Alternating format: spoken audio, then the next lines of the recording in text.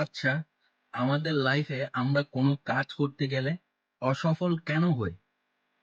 অসফল হয়ে আমরা বারবার সেই কাজটাকে মাঝপথে ছেড়ে দিয়ে চলে আসি।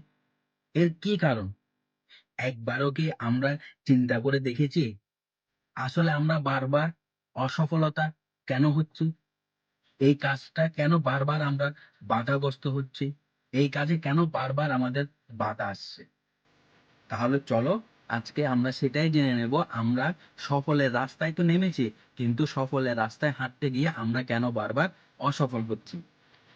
কাল করব, এখন না, পরে করছি, ধুর ভালো লাগে না, কোনো কাজে আর মন দিতে পারছি না, শরীর ভালো লাগছে না। কোনো রকম অসুস্থতা ছাড়াই যদি তোমার এরকম মনে হয় সর্বদা, বুঝবে তুমি অলসতার শিকার। হ্যাঁ, তুমি অলসতার শিকার। একজন মানুষের সফলতার পথে যত বাধা আছে তার মধ্যে সবচেয়ে বড় বাধাটা হলো অলসতা। আমরা আসলে অলস নয়, আমরা স্বাভাবিক প্রবৃত্তির এই পিছুটানকে এড়াতে পারি না। তাই অলস আমাদের উপর ভর করে। প্রতিদিন একই কাজ করতে করতে নিস্তেজ হয়ে যায়। জীবনে সজীবতা নেই বলে আমরা পেশা জীবনও যেমন আলস্য দেখাই, তেমনি ব্যক্তি জীবনে হয়ে উঠি বর্ণহীন ও উদ্যমহীন। অলসতা আসলে কি? কেন বা অলসতা আমাদের আসে? তাহলে চলো জেনে নিই। অলসতা হচ্ছে কর্মহীন থাকার শারীরিক ও মানসিক ইচ্ছা। কোনো কিছু করতে না চেয়ে উদ্যমহীন হয়ে থাকা। সোজা কথায় নিষ্ক্রিয় থাকার ইচ্ছের নামই হলো অলসতা। সময়কে কাজে লাগিয়ে সব সময় কোনো কাজে যুক্ত থাকাই সত্যিকারের বুদ্ধিমানের কাজ। কিন্তু অলসতা আমাদের কর্মটাও থাকতে দেয় না। সব কাজের মধ্যে বাঁধা হয়ে দাঁড়ায়। আর এটা আসে মানুষের স্বাভাবিক প্রবৃত্তি থেকে। তবে হতাশ হওয়ার কিছু নেই। কিছু কৌশল বা আচরণীয় পন্থা অবলম্বন করে আমরা সহজে অলসতাকে কাটিয়ে উঠতে পারি। তোমাদের জন্য অলসতা কাটানোর সেই ৮টি উপায় তুলে ধরা হয়েছে। তো ভিডিওটা একটুকু স্কিপ করবে না, শেষ অবধি দেখো। আশা করি তোমরা তোমাদের কাজে অবশ্যই সফল হতে পারবে। নাম্বার ১, অলসতার কারণগুলো থেকে নিজেকে দূরে রাখো। অলসতা দূর করার প্রথম পদক্ষেপ হলো যে বিষয়গুলো অলসতা তৈরি করে সেগুলো থেকে দূরে থাকা। এই যন্ত্রযুগে অলস সময়গুলো সঙ্গে হয়ে থাকে। বিভিন্ন সোশ্যাল মিডিয়া, স্মার্টফোন, টিভি ইত্যাদি। এগুলো থেকে কিছু সময়ের জন্য হলেও দূরে থাকো। মোবাইল গেমের মতো বিষয় থেকে সরে গিয়ে হাতে পায়ে সক্রিয় থাকার মতো কিছু করো, যেমন হাতের কাজ, লেখালেখি, ড্রয়িং বা কিছু বানানো ইত্যাদির মাধ্যমে মনোনিবেশ করো। নাম্বার ২, ছোট ছোট পদক্ষেপ নাও। কথায় আছে বিন্দু বিন্দু জলে সিন্ধু গড়ে ওঠে। বড় কোনো কিছু শুরু হয় ছোট থেকে।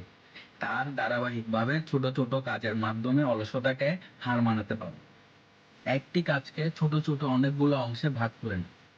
আমরা অনেক সময় বেশ বড় জটিল কোনো কাজ হলেই ঘাবড়ে যাই। ঠিক তো, অনেকেই ঘাবড়ে যায়। ভাবে এই কাজটা অনেক বড়, কিভাবে করব? ঘাবড়ানোর কোনো প্রয়োজন নেই। এই কাজটি করতে গেলে অনেক সময় লাগবে, বেশ পরিশ্রমের কাজ। এমন ভাবনা থেকে কাজ করার ইচ্ছেটা চলে যেতে থাকে। কিংবা কিছুদিন কাজটি চালিয়ে যাওয়ার পর এক পর্যায়ে ছেড়ে দিই। এমন ক্ষেত্রে সহজে তুমি সমস্যাটিকে সমাধান করতে পারবে।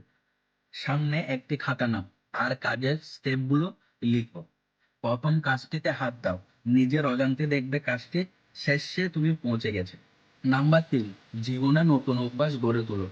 পুরনো অভ্যাস কাটানোর জন্য নতুন অভ্যাস গড়ে তুলতে হয়। পুরানোকে বাদ দেওয়ার চেয়ে নতুন অভ্যাস গড়ে তুললে নিজের অলস্য কাটানো যায়।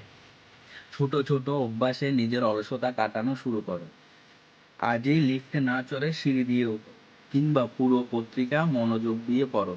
আর হ্যাঁ, সেটা আজকে থেকেই শুরু করো। নাম্বার ৪, সমস্যা নয়, কাজের ফলাফল নিয়ে ভাবো। আমাদের সবার একটা সাধারণ সমস্যা হচ্ছে কোনো কাজ করতে গেলে তার ভালোটা নিয়ে ভাবার আগে খারাপ চিন্তাগুলো আমাদের মাথায় আমরা নিয়ে আসি। তুমি যদি পড়ে যাওয়ার ভয়ে দৌড়াতে সাহস না করতে, তাহলে তুমি দৌড়ানো শিখতে পারতে না। তুমি যা অর্জন করতে চাইছো সেটা নিয়ে কল্পনায় একটা ঘটনা তৈরি করো। যে কাজটি করতে চাইছো তার সমস্যা অথবা জটিলতা নিয়ে না ভেবে ভাবো অলসতাকে জয় করে তুমি যদি কাজটি ঠিক মতো করে ফেলতে পারো, তাহলে তুমি কি কি পাচ্ছ। সমস্যা নিয়ে ভাবলে কখনো কাজে এগোবে না, বরং নিরুৎসাহিত হয়ে কাজ করা থেকে বিরত থাকবে তুমি। নাম্বার 5, নিজের লক্ষ্যকে নিয়ে নিজেকে প্রশ্ন করো। অনেক কাজ পড়ে থাকা সত্ত্বেও যখন কোনো কাজ করতে ইচ্ছা করে না, তখন কিছুটা সময় নাও। তারপর নিজেকে জিজ্ঞাসা করো যে কাজটি করছো তা ঠিক পথে এগোচ্ছে কিনা। ভবিষ্যতে নিজেকে কোথায় দেখতে চাও, আর যেভাবে এগোচ্ছ তাতে কি সেই লক্ষ্য পূরণ সম্ভব? এই প্রশ্নগুলোর উত্তর তোমার কাজের সঠিক পথ বলে দেবে এবং অলসতা ত্যাগ করে কাজের প্রতি নতুন করে উৎসাহিত করে তুলবে। মনে রাখবে, হেরে যাওয়ার ভয়ে কখনো কাজকে ভয় পেও না। নাম্বার 6, শারীরিক দুর্বলতা কাটিয়ে ওঠো। অনেক সময় দেখা যায় শারীরিক দুর্বলতা ও মানসিক অস্থিরতা বা ক্লান্তি কাজের প্রতি অনীহা তৈরি করে। ক্লান্তি বা অসুস্থতা ইত্যাদির জন্য কাজের প্রতি মনোযোগ রাখতে না পারলে তাহলে তোমার উচিত প্রথমে বিশ্রাম নাও, পর্যাপ্ত ঘুমিয়ে নাও, শরীর চর্চা বা হালকা ব্যায়াম করতে পারো। পারলে প্রকৃতির মুক্ত পরিবেশে বেরিয়ে এসো। তুমি অনেক বেশি চাঙ্গা হয়ে উঠবে, নিজেকে অনেক বেশি ফ্রেশ লাগবে, কাজের জন্য আনন্দ ফিরে পাবে।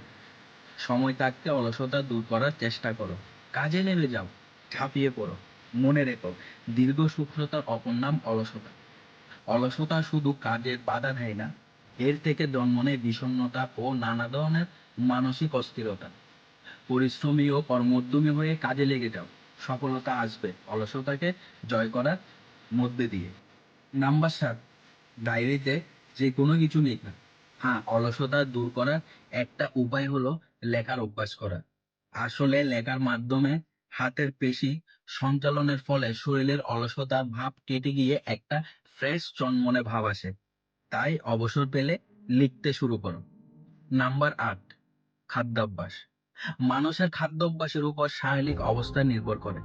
যেমন বেশি বেশি মাংস, আমিষ জাতীয় খাবার খেলে বা বেশি মশলাযুক্ত খাবার মানুষের পেটে HCl অ্যাসিড তৈরি করে, যার ফলে বেশি ঘুম পায়, সব সময় তন্দ্রা ভাব আসে, আর এর পরিণতি হলো অলসতা। তাই খাদ্য বিশেষজ্ঞরা বলে থাকেন, বেশি মশলাযুক্ত আর ফ্যাট জাতীয় খাবার নির্দিষ্ট মাত্রার বেশি খেতে নেই। শরীর চনমনে আর কর্মঠ রাখতে নানা ধরনের ফল খাওয়া দরকার। নানা রকমের ফল, জুস, লেবু ইত্যাদি খাবার প্রতিদিনের তালিকায় রাখলে শারীরিক অলসতার বা কমে যাবে আর কাজও আগ্রহ বাড়বে।